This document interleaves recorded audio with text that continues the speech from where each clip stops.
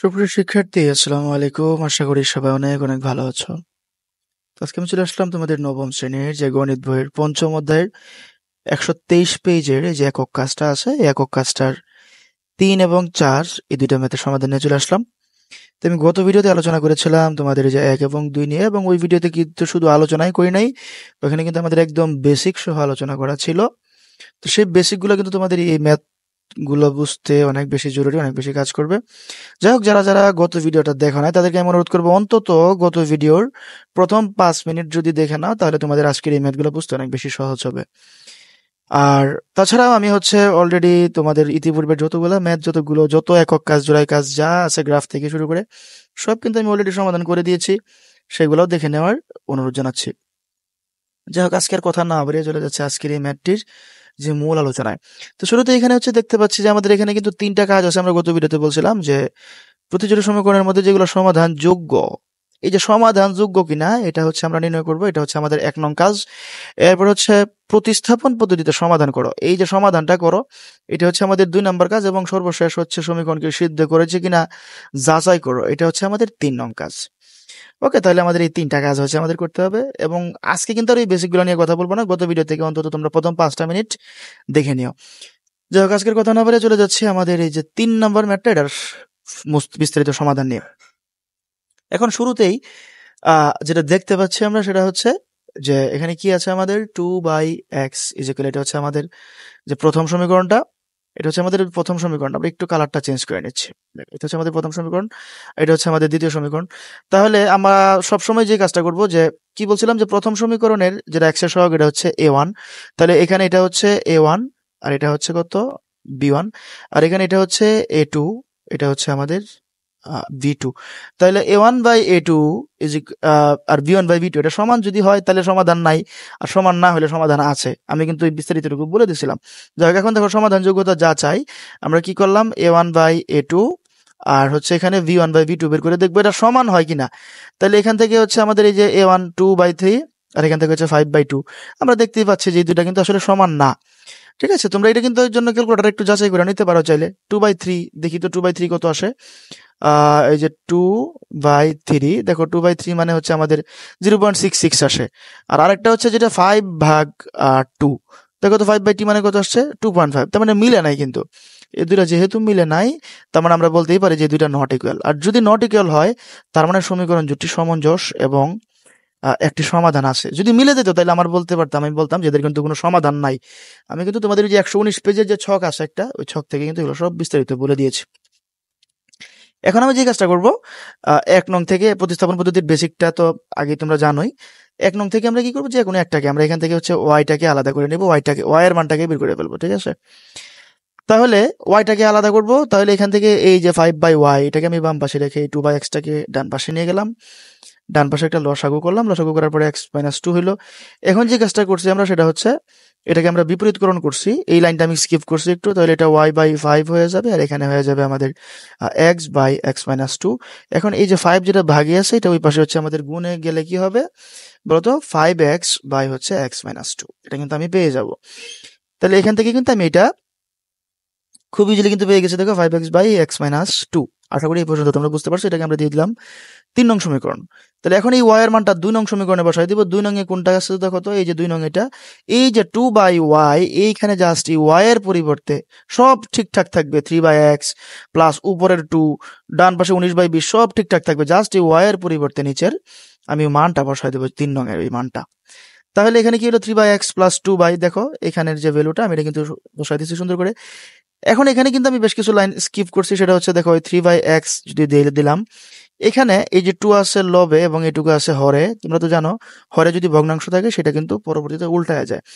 So যেটা হবে, আমাদের এই যে 2 গুণ হয়ে যাবে, এই যে x-2টা চলে যাবে উপরে, x-2 নিচের যে x-2 এটা চলে যাবে উপরে, এবং 5x-টা চলে আসবে নিচে। তাহলে এখন আমি যেটা করলাম, দেখো এই যে 2 দিয়ে যদি আমি x কে গুণ করি, কত হয়ে যাবে আমাদের 2x। এই যে এখানে এই জন্য লিখে দিয়েছে 2x, আর এই 2 দিয়ে যদি -2 কে গুণ করি হয়ে যাবে -4।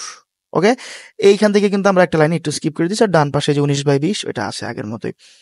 এখন যে কাজটা করলাম, আমি এখানে x এবং 5x লসাগু করলে 5x হয়ে গেল, এবং লসাগু তো তোমরা জানোই। তাহলে 15 + 2x - 4, 15 থেকে যদি -4 করে 11 থাকে, এবং 2x। এখন আমি যে কাজটা করলাম আর গুণন এটার সাথে এটা এবং এখানে এটা আর গুণন করে ফেললাম, তাহলে 19-এর সাথে যদি 5x গুণ হয় আমাদের হয়ে যাবে 95x। আর এই 20-এর সাথে প্রথমে কি হবে 11 গুণ হবে, তাহলে হয়ে যাবে 220, এবং 20-এর সাথে 2x এর গুণ করলে হয়ে যাবে 40x। x গুলাকে এক পাশে নিয়ে আসবো অবশ্যই, তাহলে কি হবে আমাদের 95x - 40x = 220। এখান থেকে 55x = 220 এবং x = 220/55 মানে হচ্ছে 4। এটা হলো আমাদের x এর মান। এখন x এর এই মানটা আমরা কি করব, জাস্ট 3 নং এ বসাই দেব। তাহলে 3 নং এ বসাই দিলে দেখো কি হবে, x এর মানটা কত পাইছি আমরা দেখাই দিই তোমাদেরকে। x এর মানটা পেয়েছি আমরা 4। তাহলে 3 নং এ যদি এখানে বসায় দেই, 3 নংটা আমাদের কোথায়, এই যে 3 নং। এখানে জাস্ট কি করবা, এই যে 5 ইনটু x এর জায়গায় দিয়ে দিলাম আমরা 4, আর এখানে দিয়ে দিবা কত 4। তাহলে কি হয়ে গেল দেখো তো, 4 পাশে হয়ে গেল 20, আর এখানে 4 - 2 মানে 2, তাহলে হয়ে যাবে কত 10। দেখো কত সহজ, তাহলে 10 পেয়ে গেলাম আমরা। এখানে দেখাই দিছি আমি তোমাদেরকে, এভাবে কিন্তু আমরা x এর মানটা পেয়ে গেলাম 10। তো সুপ্রিয় শিক্ষার্থী, তোমরা কিন্তু এখানে দেখতেই পাচ্ছ যে নির্ণয় সমাধান xy = হচ্ছে 4,10। দেখো কত মজার একটা ম্যাথ। আর এখন তো সত্যতা যাচাই তো এই দুনিয়ার আরো সবচেয়ে সহজ মজার কাজ। জাস্ট কি করব, ওই যে ওইখানে যে আমাদের বাম পক্ষে যে সমীকরণটা ছিল, দেখো বাম পক্ষের সমীকরণটা দেখে নিচ্ছি কি 2/x + 5/y। তাহলে 2/x + 5/y, আমরা x এর মানটা কত বের করছি, 2/x এর মানটা কিন্তু আমরা বের করছি দেখো এখান থেকে 4। তাহলে যে দিয়ে দিলাম 4 প্লাস হচ্ছে 5/10। এগুলাকে জাস্ট এখন আমরা কি করলাম, লসাগু করলাম। দেখো 4 আর 10 লসাগু করলে 20 হয়, লসাগু করার পরে 20/20 মানে হচ্ছে 1 আসছে। এখন দেখো তো আমাদের 1 নং এ কিন্তু ছিলই এই যে এরকম 2/x + 5/y = 1। যেহেতু ডান পাশেরই 1 এর সাথে মিলে গেছে, দ্যাট মিন্স আমাদের ম্যাথের সমাধানটা সঠিক। আশা করি তোমরা বুঝতে পারছো। 2 নং এর বেলায়ও একইভাবে আমরা যাচাই করে ফেললাম, দেখো 19/20 মিলে গেছে। সুপ্রিয় শিক্ষার্থী, তোমরা যদি আমার ভিডিওটা এই মুহূর্তে এখনো পর্যন্ত দেখে থাকো, তার মানে আমি নিশ্চয়ই তোমাদের কাছে ভিডিওটা অবশ্যই ভালো লাগছে। ভালো না লাগলে তোমরা এই 7 মিনিট পর্যন্ত কিন্তু দেখতা না। আর তোমাদের কাছে যদি ভালো লেগে থাকে, তোমাদের কাছে আমার একটা অনুরোধ থাকবে, চ্যানেলটিতে এখনো সাবস্ক্রাইব করে না থাকলে এই মুহূর্তে প্লিজ একটু সাবস্ক্রাইবটা করে দাও। কারণ আমার চ্যানেলের যত ভিউয়ার তার প্রায় 95%ই হচ্ছে তোমরা সাবস্ক্রাইব না করে চলে যাও। অনলি 5% সাবস্ক্রাইব করো। তো এটা কিন্তু অনেক কম একটা অ্যামাউন্ট, ঠিক আছে? আমি তোমাদের জন্য এরকম পরিশ্রম করতেছি, তোমাদের আমার এই পরিশ্রমটা সার্থক হবে যদি কিনা তোমরা কমেন্টে আমাকে একটু অ্যাপ্রিসিয়েট করো, লাইক করে দাও, বন্ধুদের সাথে শেয়ার করে দাও, সাবস্ক্রাইব করে দাও। ওকে, তাহলে আমরা আর এখন কথা না বলে চলে যাচ্ছি আমাদের আজকের যে লাস্ট যে ম্যাথটা আছে 4 নাম্বার। এই 4 নাম্বারের সমাধানে চলে যাচ্ছি। দেখো 4 নম্বরে যেটা আছে x + y = p + q এবং এরকম একটা আছে। এখন আমরা আবারও একই কাজ করব, a1 b1 a2 b2 এগুলো সিলেক্ট করে ফেলবো। 1 নং সমীকরণে a1 টা কত হবে, x এর সহগ এখানে কত আছে 1, আর y এর সহগটা কত আছে, এটা আছে 1, তাহলে এটা হচ্ছে b1। আর এখানে হচ্ছে 2 নং এ x এর সহগ কত, সেটা হচ্ছে p, এটা হচ্ছে a2, আর এই যে -q এটা হচ্ছে আমাদের b2, ঠিক আছে? সো আমরা কি করে ফেলবো এখন, এই যে a1/a2 আর v1/v2 এটা বের করে ফেলবো। আসো দেখি, তাহলে a1 মানে তো 1 ছিল, যে 1 দিলাম, a2 মানে হচ্ছে p দিলাম, আর এখানে হচ্ছে এটা ছিল 1, b2 ছিল কত -q দিয়ে দিলাম। তাহলে এটা তো আমরা দেখতেই পাচ্ছি এখানে যে 1/p আর 1/q এই দুটো তো সমান না, এই দুটো তো কখনোই সমান হতে পারে না, তাই না? এটা তো অন্যরকম। যাই হোক, তাহলে সমীকরণ দুটি কিন্তু সমঞ্জস এবং একটি মাত্র সমাধান আছে। যাই হোক, তাহলে এখন আমরা কি করবো, 1 নং সমীকরণ থেকে বলছিলাম তো x অথবা y যে কোনো তোমাদের ইচ্ছার উপরে, x থেকে অথবা yটাকে আমরা বাম পাশে রাখলাম। তাহলে এটা কি হয়ে গেল, p + q - x, এটা হচ্ছে আমাদের 3 নং সমীকরণ। তাহলে এই যে মানটা, এই যে y এর যে এই মানটা, এটা হবে, আমি কি করব, এটা কিন্তু আমি সুন্দর করে জাস্ট এই 2 নং এ বসাই দিব। y এর এই যে 2 নং এ কোথায় y আসে, এই যে এখানে y আসে, জাস্ট এইখানে ওই মানটা বসাই দিব, আর বাকি সব সেম থাকবে, সব সেম। তাহলে আসো দেখি কি আছে, এই যে px এর মতো px আছে, -q এর মতো q আছে, জাস্ট y এর জায়গায় আমি এই মানটা বসাই দিলাম, ওই পাশে ওটার মতো এটাই আসে। এখন আমি কি করব, q এর সাথে এটা গুণ করে দিব। গুণ যদি করে দেই, দেখো গুণ করে দিলে কি হয়, q এর সাথে p গুণ করলে কি হয়ে যাবে আমাদের, মাইনাস যেহেতু আছে ভিতরে সব চিহ্নগুলো চেঞ্জ হয়ে যাবে, সুতরাং +px তো আগেরটা, -pq, এই যে -q, এটা চিহ্ন কিন্তু চেঞ্জ সব, q q কি হয়ে যাবে q স্কয়ার, এবং q আর x গুণ করলে হয়ে যাবে qx, এবং ডান পাশেরটা ওরকমই আছে। এখন আমি কিন্তু x এর মানটা বের করব, সো x টাকে বাম পাশে রেখে বাকি সব ওই পাশে আমি নিয়ে চলে যাব। পরবর্তীতে x এর মানটা কিন্তু আমি খুব ইজিলি বের করে ফেলতে পারবো, ঠিক আছে? তো এখন আমরা যেটা করলাম, এখান থেকে এই যে দেখো px + qx, এখান থেকে আমি হচ্ছে আমাদের x টা কমন নিয়ে নিয়েছি।